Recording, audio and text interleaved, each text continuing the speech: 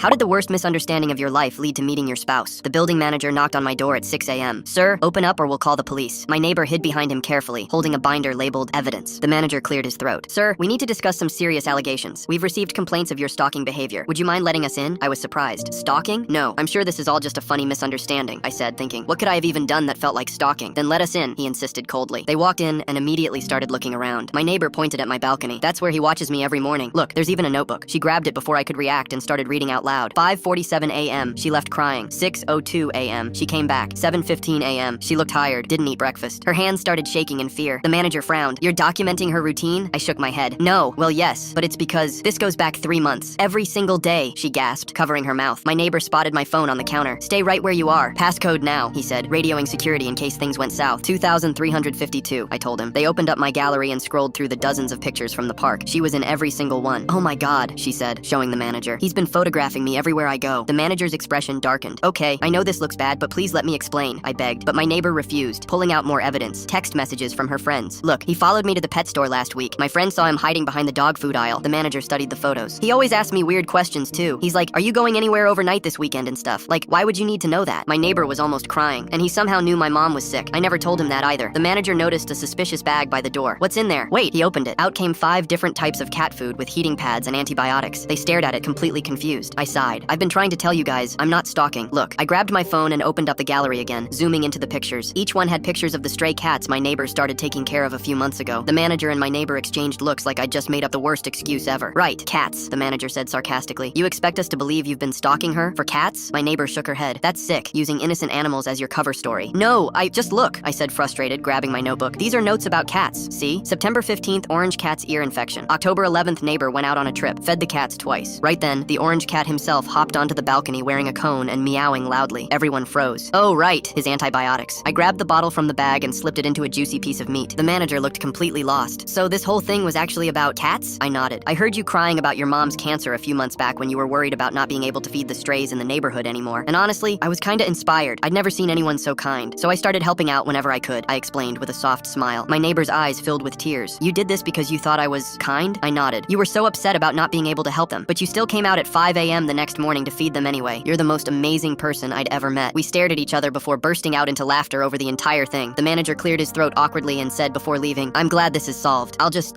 leave you guys to it. After that, my neighbor and I quickly became co-parents to all the stray cats in the area, then became real parents together years later.